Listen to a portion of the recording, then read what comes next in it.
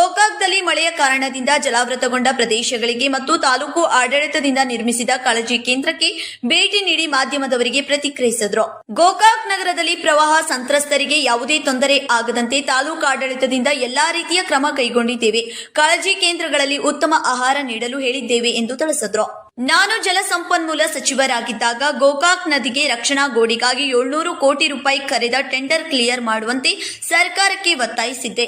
ನಂತರ ತಮ್ಮ ಸ್ವಗೃಹ ಕಚೇರಿಯಲ್ಲಿ ತಾಲೂಕು ಮಟ್ಟದ ಅಧಿಕಾರಿಗಳ ಸಭೆ ಕರೆದು ಯಾವುದೇ ಕಾರಣಕ್ಕೂ ಪ್ರವಾಹ ಸಂತ್ರಸ್ತರಿಗೆ ತೊಂದರೆಯಾಗದಂತೆ ನೋಡಿಕೊಳ್ಳಲು ಸೂಚನೆ ನೀಡಿದ್ರು. ಈ ಸಂದರ್ಭದಲ್ಲಿ ಗೋಕಾಕ್ ತಹಶೀಲ್ದಾರ್ ಮೋಹನ್ ಬಸ್ಮೆ, ಡಿಎಸ್ಪಿ ರವಿ ನಾಯಕ್, ಪಿಎಸ್ಐ ಕಿರಣ್ ಮೋಹಿತೆ, ತಾಲೂಕ್ ಪಂಚಾಯತ್ ಅಧಿಕಾರಿ ಪರಶುರಾಮ್ ಗಸ್ತೆ, ನಗರಸಭೆ ಆಯುಕ್ತ ರಣಸುಬೆ ಸೇರಿದಂತೆ ಇನ್ನುಳಿದವರು ಉಪಸ್ಥಿತರಿದ್ದರು. ಸಮೀರ್ ಅರ್ಬಾಮೆ, ಗೋಕಾಕ್ ನ್ಯೂಸ್ 23.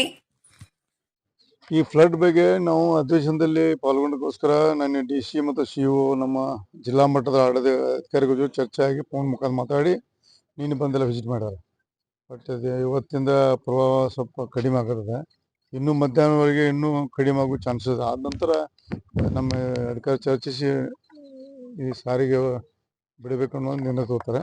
ಮತ್ತು ಕಾಳಜಿ ಕೇಂದ್ರದಲ್ಲಿ ಎಲ್ಲ ವ್ಯವಸ್ಥಿತವಾಗಿ ನಡೆದ, ಈಗ ಅಲ್ಲಿ ವಿಸಿಟ್ ಮಾಡಿದೆ, ಎಲ್ಲ ವ್ಯವಸ್ಥಿತ ನಡೆದೆ. ಮತ್ತು ಪ್ರವಾಹ ಇನ್ನೂ ಯಾಕಂದರೆ ಕೃಷ್ಣಾ ಬೇಸಿರ್ಬೋದು, ನಮಗೆ ಇದು ಘಟಪ್ರವಾಹ ಕ್ಯಾಚ್ಮೆಂಟ್ ಏರಿಯಾದಲ್ಲಿ ಎಲ್ಲ ವಾಚ್ ಮಾಡ್ತೇವೆ.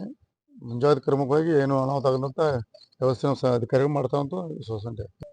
ನೋಡಿ, ನಾವು ವಿರೋಧ ಪಕ್ಷ ಇರೋದ್ರಿಂದ ಮಾತಾಡೋದು ತಪ್ಪಾಗ್ತದೆ.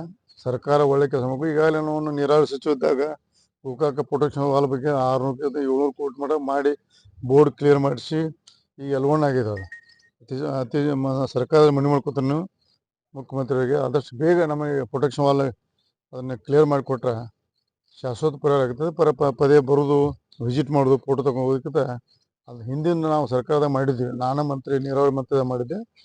ಅದು ಶೀಘ್ರ ನಮ್ಮ ಸರ್ಕಾರ ಅದನ್ನು ಟೆಂಡರ್ ಕ್ಲಿಯರ್ ಮಾಡಿ ಕೆಲಸ ಪ್ರಾರಂಭ ಮಾಡಬೇಕಂತ ಒತ್ತಾಯ ಮಾಡ್ತೀನಿ.